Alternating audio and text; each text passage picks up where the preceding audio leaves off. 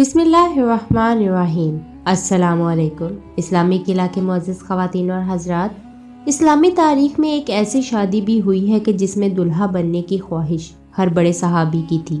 دوستو، آپ نے بہت سی شادیاں دیکھی ہوں گی، لیکن ہمارے پیارے پیغمبر حضرت محمد صلی اللہ علیہ وآلہ وسلم کی پیاری بیٹی حضرت سیدہ فاطمہ اسلام اللہ علیہا کی شادی کی تقریب سے پیاری کوئی نہ ہوگی۔ ایسی شادی کہ جس کے لیے حوروں اور فرشتوں نے بھی تیاریاں کی، اور سب سے مزے کی بات یہ ہے اس شادی کے لیے دلہا کو اللہ پاک نے خود نامزد کیا۔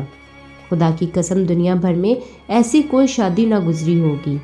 سیدہ فاطمہ طاہرہ باکرہ عابدہ جب عہد طفولیت سے سن بلوغت کو پہنچی تو آپ کا رشتہ لے کر بہت سے جلیل القدر صحابی آپ صلی اللہ علیہ وآلہ وسلم کے پاس تشریف لائے، لیکن آپ صلی اللہ علیہ وآلہ وسلم نے سبھی کو یہی جواب دیا، مجھے اس معاملے میں اللہ پاک کے حکم کا انتظار ہے۔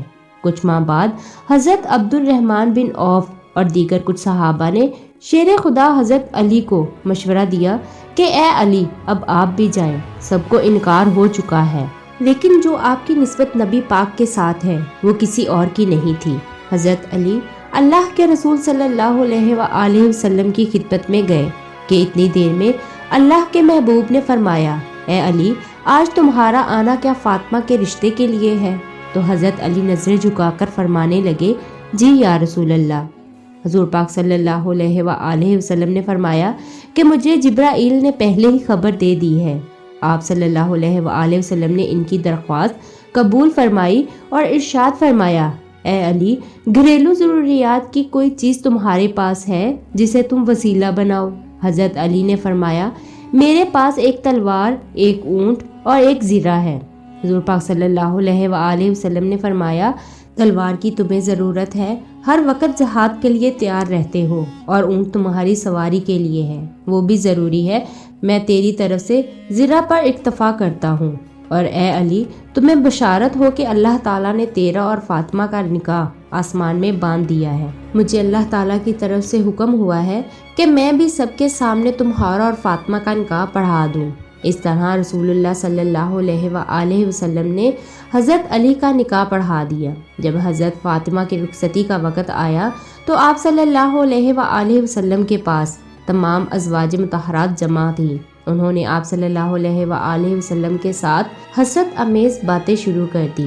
حضرت ام سلمہ رضی اللہ عنہا نے حضرت ختیجہ رضی اللہ عنہا کا تذکرہ کیا اور فرمانے لگی کہ حضرت ختیجہ اگر آج زندہ ہوتی تو فاطمہ کے متعلق ہمیں کوئی پریشانی نہ ہوتی اور ہماری آنکھیں روشن ہوتی۔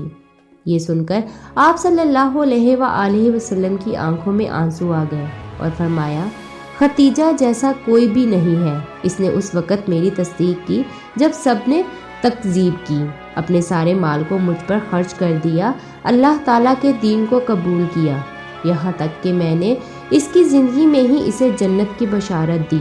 آپ صلی اللہ علیہ وآلہ وسلم نے ہجرت کے دوسرے سال پہلی ذو الحج کے دن حضرت فاطمہ کو سیدنا علی کے گھر بھیجا۔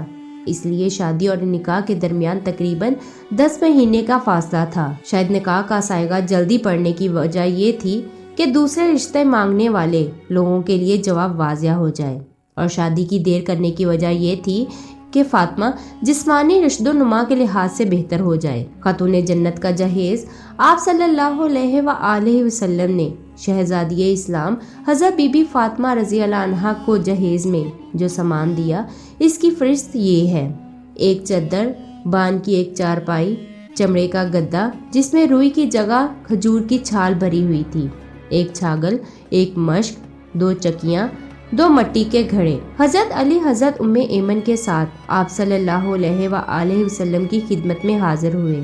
حضرت علی فرماتے ہیں کہ حضور پاک صلی اللہ علیہ وآلہ وسلم نے مجھ سے پوچھا، کیا تم زوجہ کے ساتھ رہنا چاہتے ہو؟ میں نے عرض کی، جی یا رسول اللہ۔ آپ صلی اللہ علیہ وآلہ وسلم نے ارشاد فرمایا، بڑی محبت و عزت سے، انشاءاللہ آج رات سے تم اپنی زوجہ کے ساتھ رہا کرو گے۔ رخصتی کی رات آپ صلی اللہ علیہ وآلہ وسلم نے اپنی لخت جگر کو ایک نیا جوڑا عطا فرمایا۔ حضرت سیدنا علی المرتضیٰ حضرت سیدنا فاطمہ سے محبت بری گفتگو کرنے لگے، یہاں تک کہ جب رات کا اندھیرا چھا گیا تو وہ رونے لگی۔ حضرت سیدنا علی المرتضیٰ نے پوچھا، اے تمام عورتوں کی سردار، کیا آپ خوش نہیں کہ میں آپ کا شوہر ہوں اور آپ میری بیوی ہیں؟ کہنے لگی، میں کیوں کر راضی نہ ہوں گی، آپ تو میری رضا بلکہ اس سے بھی بڑھ کر ہے۔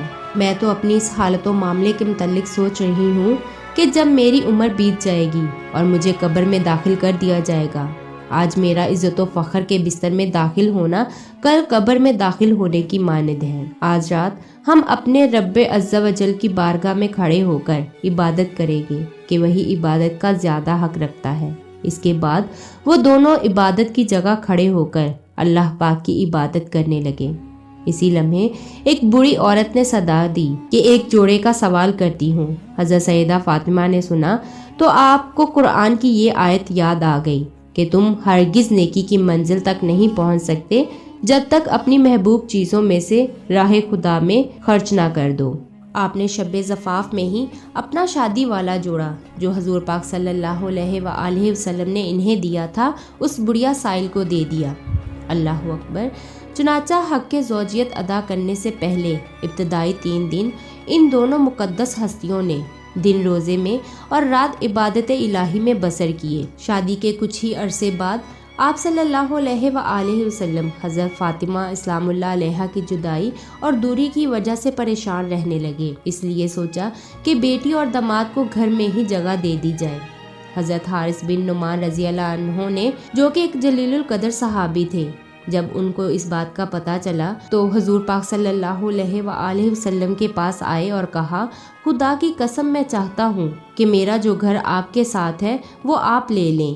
حضور پاک صلی اللہ علیہ وآلہ وسلم فرمانے لگے، اللہ تمہیں اس کا اجر دے۔ اس طرح سے حضرت علی اور حضرت فاطمہ رسول خدا صلی اللہ علیہ وآلہ وسلم کے ہمسائے بن گئے۔